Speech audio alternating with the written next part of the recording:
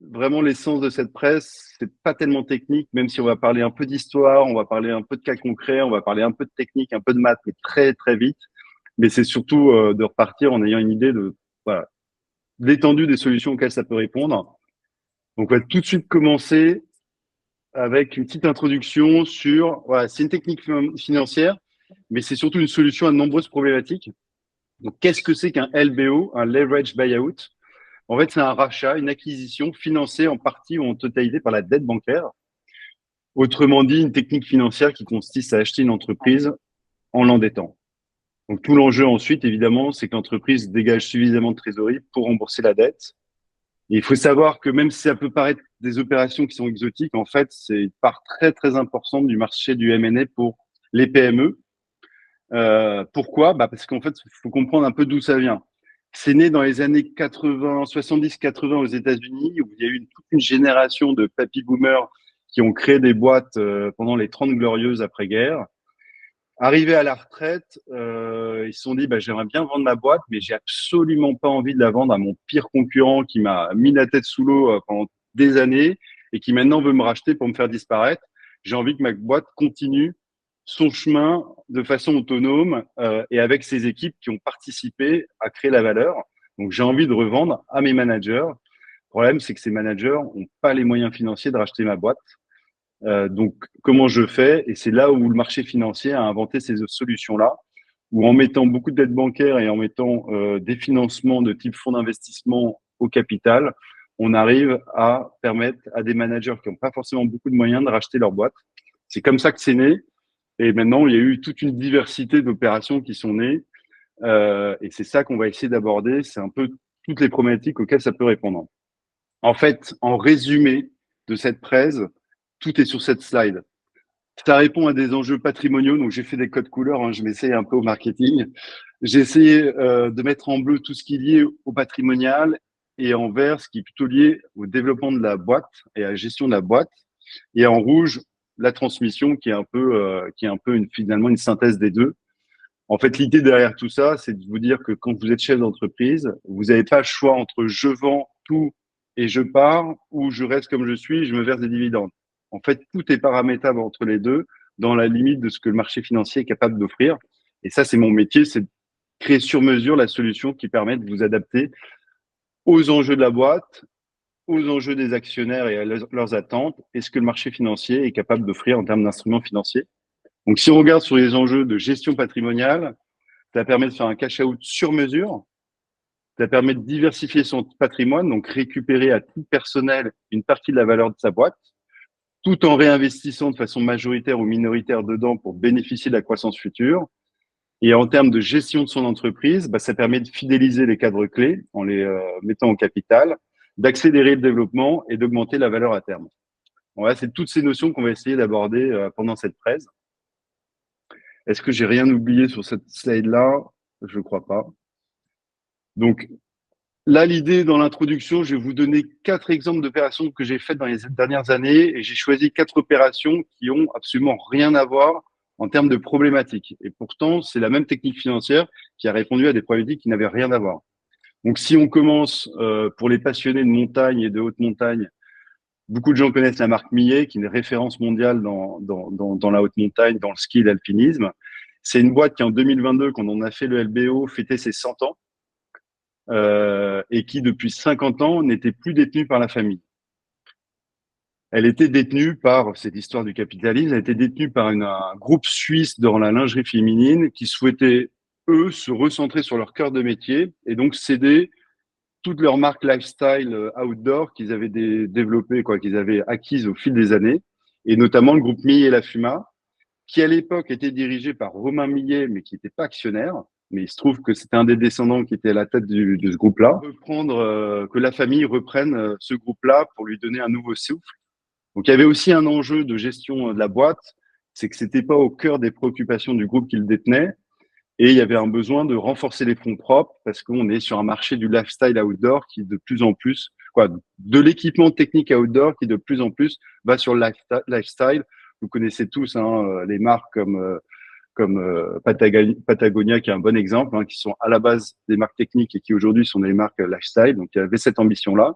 Il y avait un enjeu de renationalisation d'une partie de la production, donc de créer une usine en France pour renationaliser une partie de la production, et surtout permettre à la famille Millet de reprendre le groupe en limitant leurs investissements. Donc là, c'est un bon exemple de comment LBO peut permettre de racheter une boîte en limitant l'apport des fonds propres. Le deuxième exemple, qui est le groupe Gengis. Alors là, c'est une autre histoire qui a rien à voir. C'était 4 filiales d'un groupe de BTP qui étaient toutes actives dans le bureau d'études sol et sous-sol, chacun dans une spécialisation différente, qui étaient détenus par 4 patrons qui n'étaient pas actionnaires, en tout cas pour 2 d'entre eux, de leurs filiales, et qui, l'idée derrière, moi, j'ai organisé l'opération pour permettre au groupe de racheter au groupe de BTP par les 4 managers, les 4 filiales et recréer un groupe avec ces 4 filiales qui est maintenant le groupe Gengis. Donc là, l'enjeu pour le groupe de BTP, c'était de récupérer du cash dans une période où vous avez des difficultés. L'enjeu pour les managers, c'était de reprendre leur activité et de devenir entrepreneurs en sortant du groupe leur activité de bureau d'études sol et sous-sol. Donc là, encore une nouvelle problématique qui n'avait rien à voir avec la précédente, où là, on est vraiment dans l'idée de comment un LBO peut permettre à des managers de reprendre une filiale. Donc, ça, deuxième exemple. Troisième exemple, alors, sur le marché de l'aviation. Donc, vous imaginez le marché de l'aviation comme c'est régulé et c'est complexe à pénétrer. Et il est arrivé avec une solution pour des caméras de l'aviation numériques dans un marché où les caméras étaient optroniques. Donc, il est arrivé avec une forte innovation, mais dans un marché ultra réglementé, très compliqué à pénétrer. Donc, il a dépensé beaucoup d'argent et fait beaucoup de levées de fonds de VC, donc de venture capital, à l'époque où il n'était pas rentable pour atteindre la rentabilité. Il s'était dilué, il avait perdu la majorité, c'était des fonds d'investissement qui étaient majoritaires. Donc là, moi, j'ai accompagné pour organiser un LBO au moment où il commençait à devenir rentable et où il avait un très beau carnet de commandes. On a une belle visibilité sur le cash flow qui allait être généré sur les années à venir grâce à des contrats long terme. Et là, on a organisé un LBO pour sortir les fonds de VC et reprendre un LBO de telle manière à ce que le fondateur puisse reprendre la majorité de sa boîte. Donc là encore, un exemple totalement différent des deux autres, ou comment un chef d'entreprise qui a perdu la majorité peut reprendre la majorité grâce à l'effet levier. Alors le quatrième exemple, qui est forcément mon exemple préféré, puisqu'il concerne un membre du club qui est parmi nous ce soir, et qui sont des opérations que j'affectionne particulièrement, qui sont des opos sponsorless. Alors c'est un terme un peu barbare, mais l'idée, elle est simple derrière. C'est comment un dirigeant qui a une belle boîte, qui marche bien, peut sortir à titre personnel une part significative de cette valeur, tout en restant ultra majoritaire. Donc, on verra, je vais le développer après, mais c'est deux opérations que je fais souvent. Ça permet tout simplement de diversifier son patrimoine tout en bénéficiant de la croissance future. Donc voilà en introduction un peu le cadre pour que vous puissiez un peu sentir voilà l'étendue des problématiques auxquelles ça peut répondre. On va rentrer dans l'aspect technique parce qu'en fait il faut comprendre un peu les 3 effets de levier pour comprendre pourquoi ces effets de levier permettent de résoudre à toutes ces problématiques différentes. D'abord, un peu d'histoire. L'effet de levier, c'est un concept qui est vieux comme le monde. Hein. C'est Archimède qui l'avait formalisé au IVe siècle avant JC. Il avait dit, donnez-moi un point d'appui, je soulèverai le monde. Donc, vous connaissez sûrement cette phrase. En fait, ça veut dire quoi? Ça veut dire que en utilisant, il disait, c'est simple, moi, avec un bâton d'une taille qui va jusqu'au soleil et un point d'appui, je pourrais soulever la Terre. L'effet de levier, c'est ça, c'est 3 choses. C'est un bras de levier, dans notre cas, c'est la dette. Un point d'appui, dans notre cas, c'est votre apport en capital.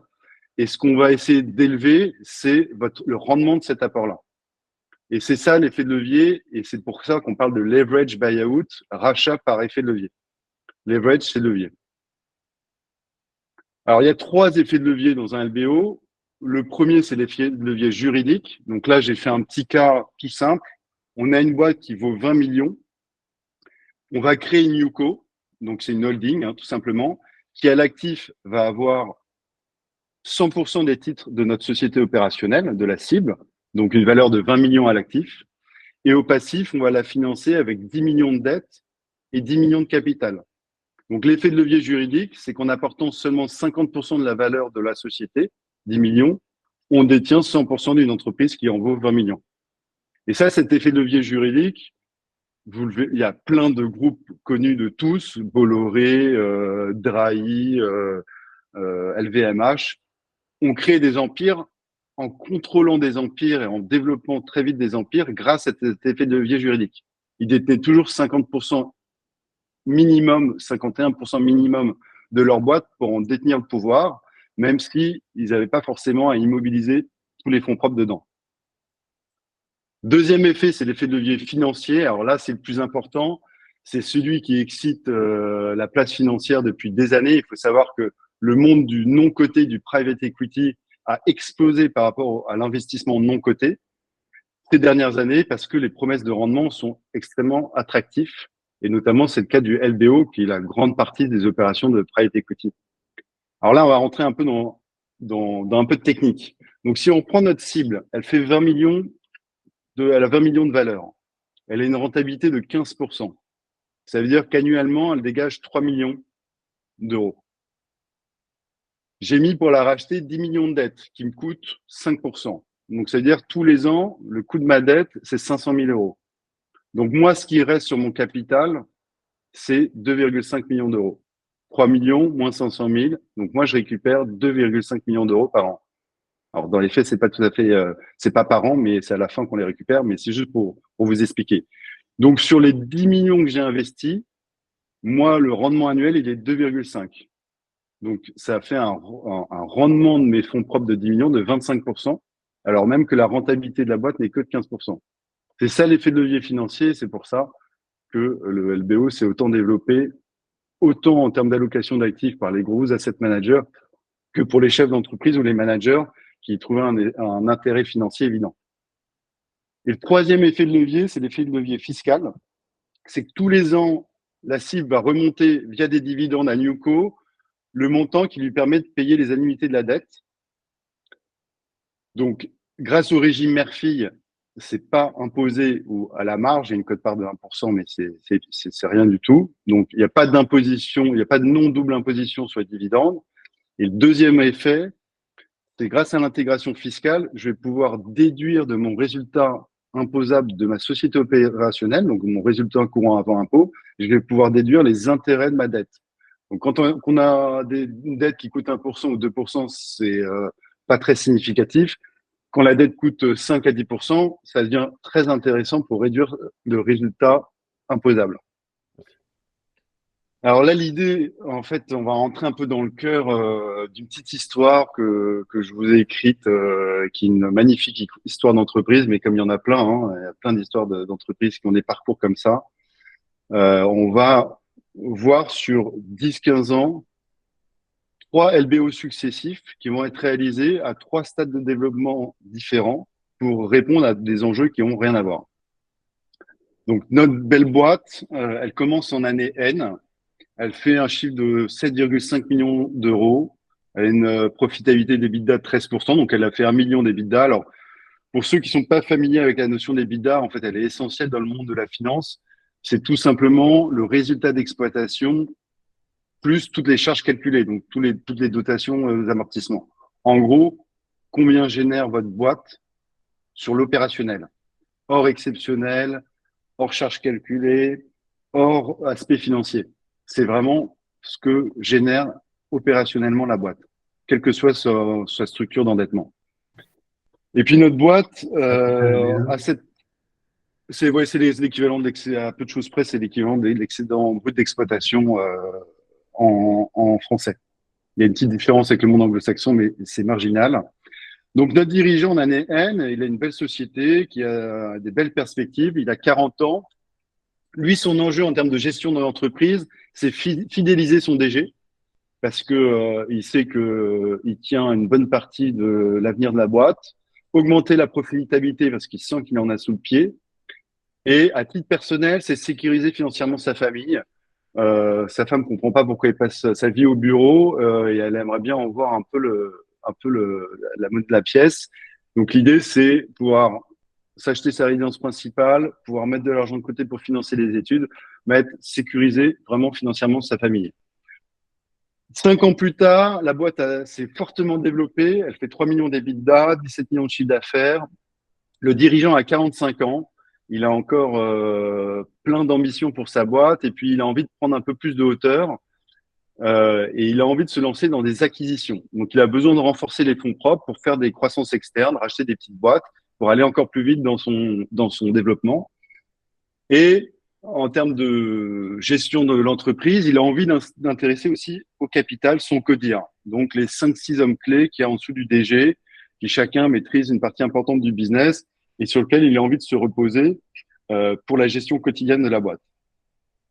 À titre personnel, il a 45 ans. Là, il a quelques rêves de gosse qu'il a envie de réaliser, que ce soit s'acheter une maison au Brésil pour pouvoir kiter, s'acheter un gros voilier parce que c'est sa passion depuis toujours, et faire de la course automobile le week-end parce que ça le détend. Donc là, il a envie de faire un cash out plus significatif qu'à 40 ans, mais il a envie de quand même conserver la majorité du capital parce que il voit bien qu'il y a encore énormément de valeur à aller chercher. Et puis à 50 ans, 5 ans plus tard, là, il en a ras-le-bol. Il sent que c'est le moment de céder la boîte à son management qui a plein d'idées et qui a plein d'énergie. Lui, il est arrivé un peu au bout de son histoire. Il a surtout envie d'aller kiter toute l'année et passer quelques mois à la montagne l'hiver. Donc là, l'idée, c'est qu'il vend la totalité de sa boîte grâce à un LBO à son management. Donc voilà un peu, j'essaie de dérouler un peu ces trois LBO-là sur cette même boîte fictive qui vont répondre à des enjeux différents. Et on va un peu rentrer dans le détail de cette histoire-là.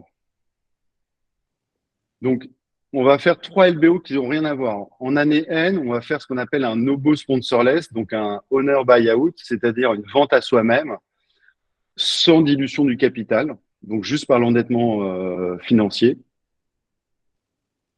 En année N plus 5, là, on a besoin de fonds propres plus importants parce que d'abord, on a envie de faire des croissances externes, donc on a besoin de renforcer les fonds propres et en même temps, on a envie de faire un cash out plus significatif.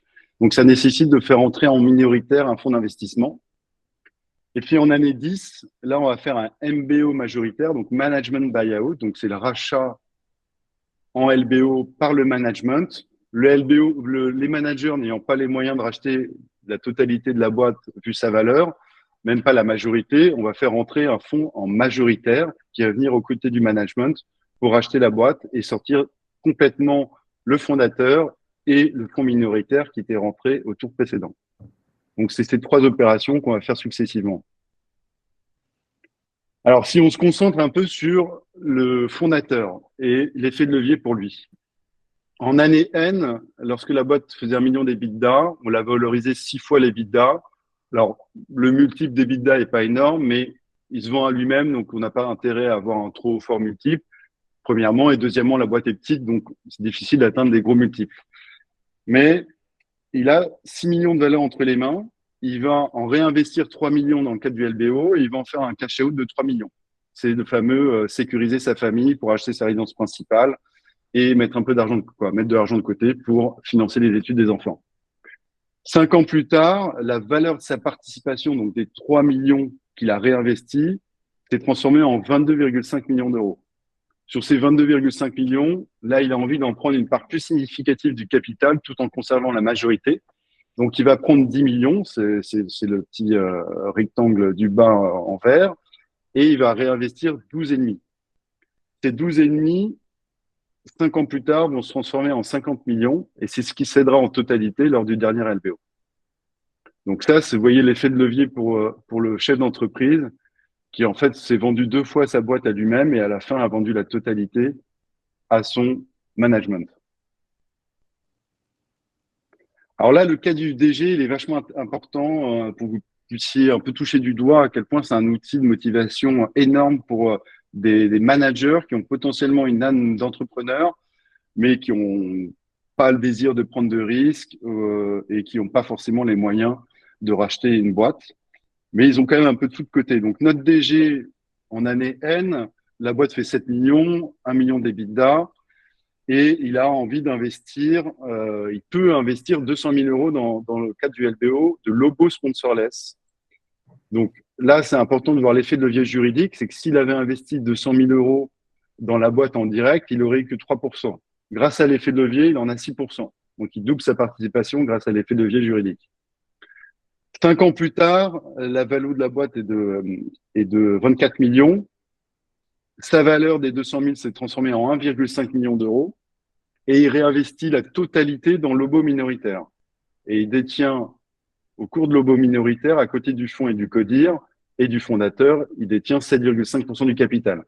Là, vous pourriez me dire, finalement, l'effet de levier juridique paraît assez faible, puisqu'il réinvestit la totalité. On aurait pu imaginer qu'il double sa participation.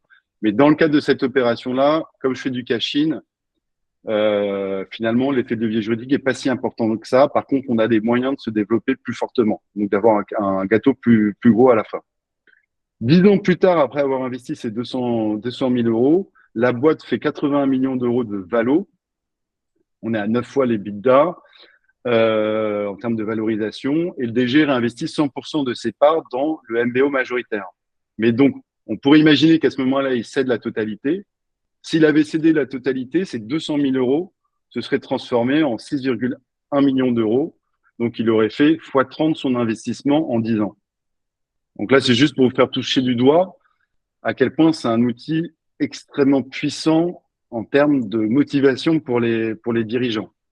Et là, je suis pas rentré parce que on reste un peu high level dans cette présentation, mais dans toutes ces opérations-là, le cas du DG ou du CODIR, il y a toujours, quand un fonds d'investissement rentre au capital, il y a toujours ce qu'on appelle un management package. Désolé pour les termes anglo-saxons. Mais grosso modo, c'est un schéma dans lequel le fonds d'investissement dit, moi, quand je désinvestis, si j'atteins un TRI de X%, j'en rétrocède une partie au manager qui n'avait pas beaucoup de moyens. Et donc, il aurait pu faire, j'ai pas simulé le management package, mais on pourrait le simuler. Il pourrait faire facilement, dans le cadre de cette belle boîte, au lieu de faire x30, il aurait pu faire x60, voire x100. Donc ça, c'est un mécanisme, grosso modo, qui est progressif, qui commence généralement à 13-15% de TRI et qui est exponentiel. Donc, c'est-à-dire que si le fonds d'investissement, lui, fait 25% de TRI, il est capable de rétrocéder une très grosse partie de la valeur au DG, parce que finalement, en relatif, pour le fonds minoritaire, il va passer de 25% à 23% de TRI. Par contre, le DG, lui, va faire x3 ou x4 sur sa participation.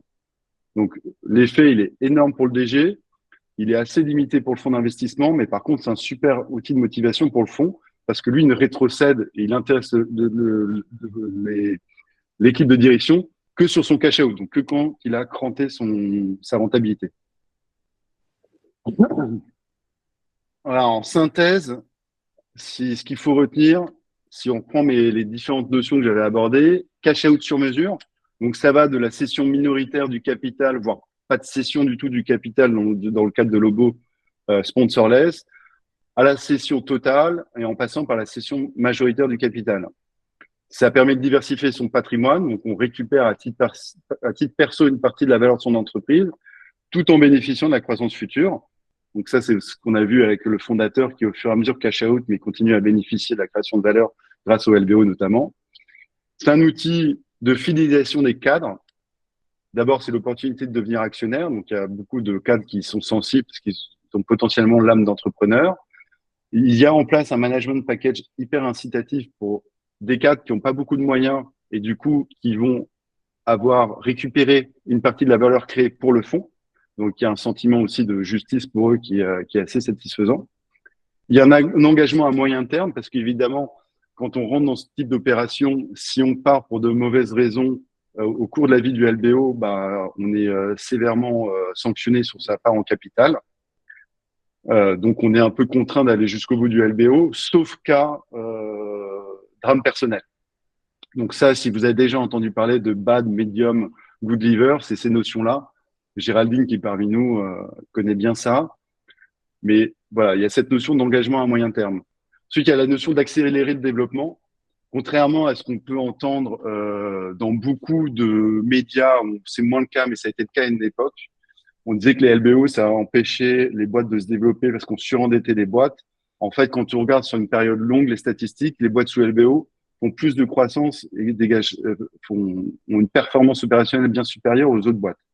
Parce que tout simplement, on a des fonds d'investissement qui sont très pushy pour faire des croissances externes. C'est souvent un peu la thèse basique d'un LBO, hein, c'est de faire des croissances externes.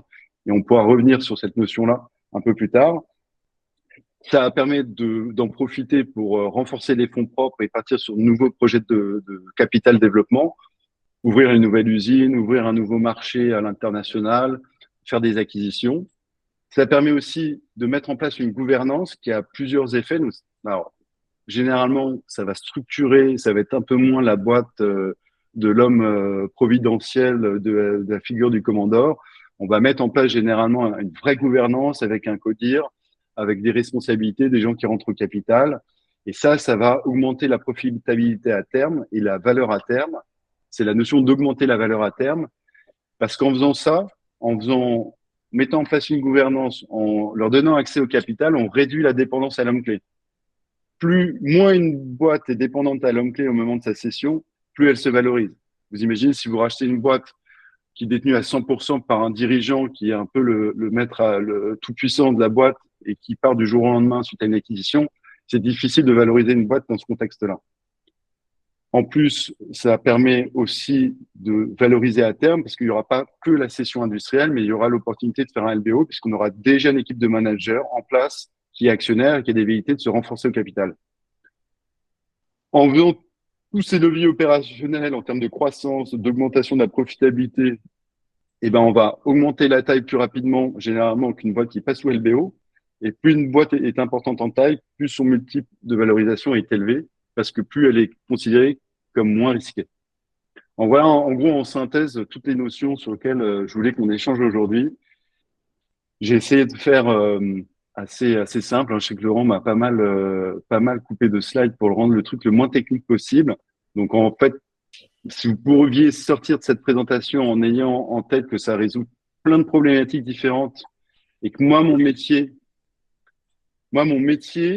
c'est de réconcilier un triptyque. D'abord, j'ai déjà dit, mais c'est vachement important de comprendre ça. C'est-à-dire que c'est les attentes d'actionnaires qui, d'ailleurs, entre actionnaires peuvent être différentes. C'est-à-dire, c'est le cas de notre fondateur qui, lui, à un moment, veut cash-outer, veut sortir totalement, alors que le DG, lui, veut réinvestir la totalité.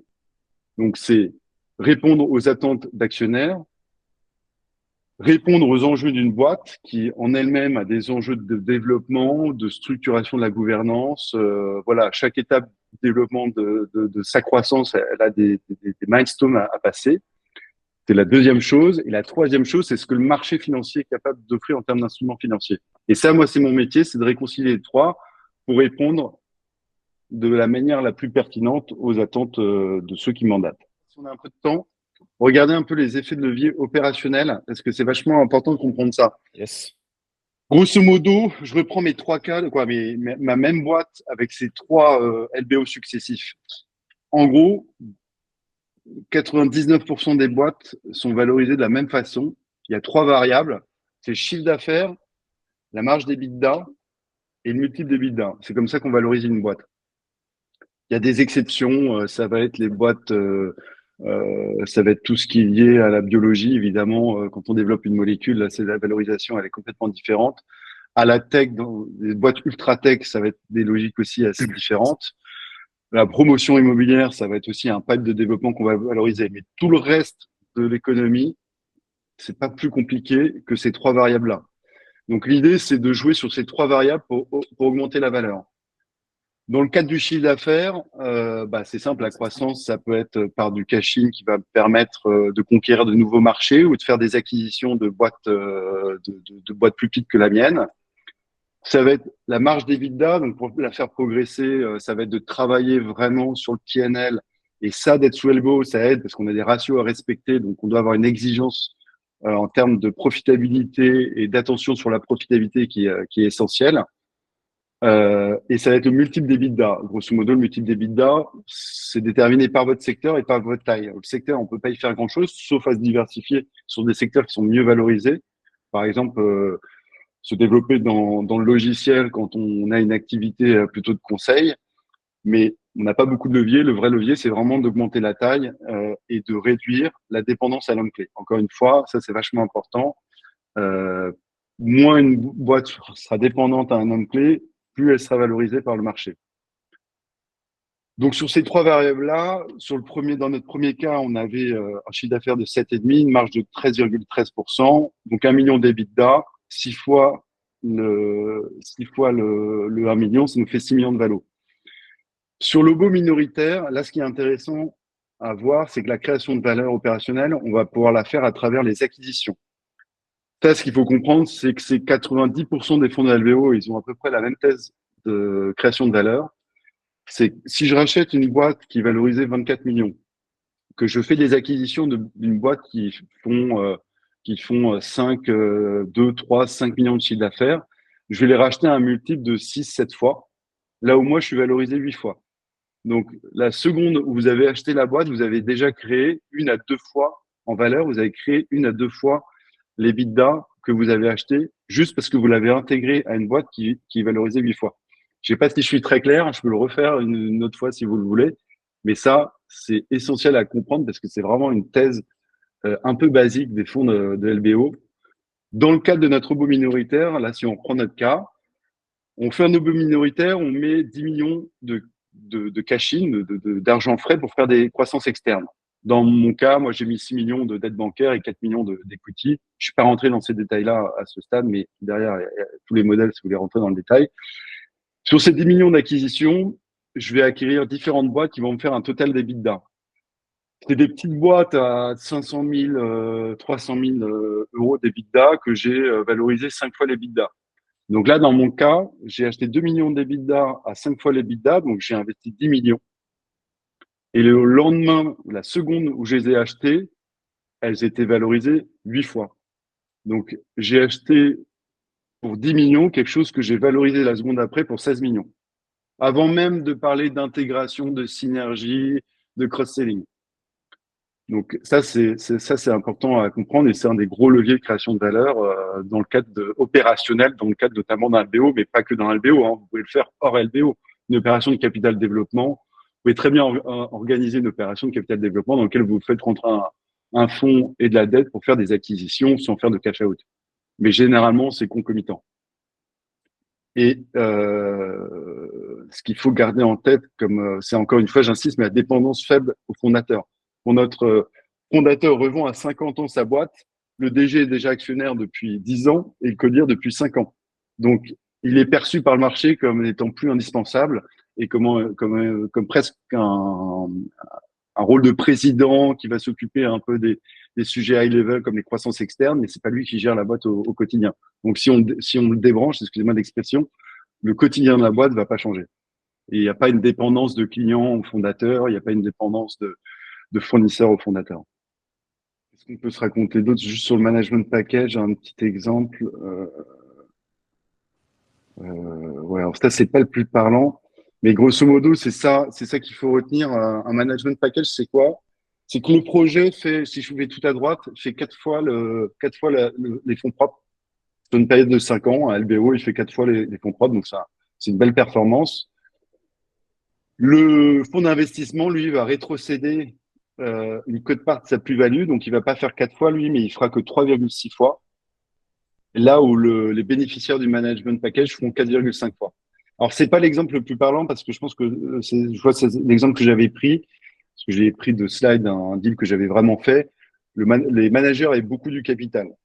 Mais si on imagine, donc, comme dans le cas du DG lors de la première opération où il a que 6% du capital, pardon, la deuxième opération où le fonds a 27% et le DG a 7%, là, la démultiplication du multiple pour les bénéficiaires de management package peut être vraiment très significativement supérieur à cet effet-là. Merci à tous. Et puis, si vous avez des questions, n'hésitez pas à m'envoyer un mail ou à me Si contacter. Stan.